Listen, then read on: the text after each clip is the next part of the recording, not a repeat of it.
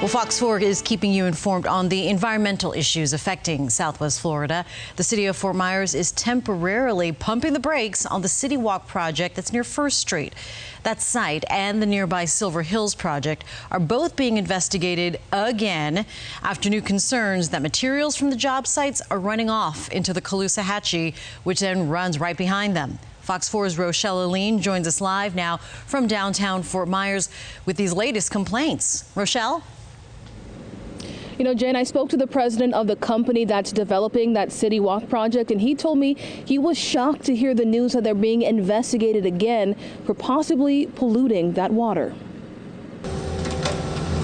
Construction in downtown Fort Myers facing scrutiny from the State Department of Environmental Protection and local leaders after photos and complaints about runoff into the Caloosahatchee from two sites near West First Street. So when that sediment filters out, settles down to the bottom, it has the ability to suffocate animals that are filter feeders or breathe with gills. And if it settles out on plants, it can sometimes harm the plants. And this isn't the first time these sites have been under the microscope. So this is at least the third time that we know of that this significant turbidity runoff problem from these construction sites has been occurring. Back in June, the state DEP slapped the Silver Hills project with an almost $5,000 fine for a similar issue.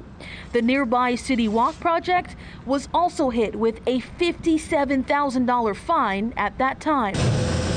Today, there was still some movement on the Silver Hills site, but the City Walk site was empty after being ordered to stop work by the city. It's a move that caught the site's developer by surprise after he says he worked with the state DEP to fix the problems they had last time. A few days prior to that, I had a follow-up conversation with DEP who had essentially told me that everything we were doing was working. It was working well. In a statement, the state DEP has said that it's investigating both sites for possible new violations. Whether they're found in violation or not, the developer of the City Walk site says they're committed to doing what they can so that this doesn't happen again. I still want to make sure that the site is, that we're doing everything we can to make sure that we don't contribute.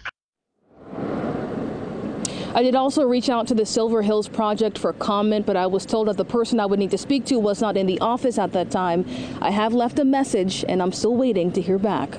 In Fort Myers, Rochelle ALLEYNE, Fox 4, in your corner.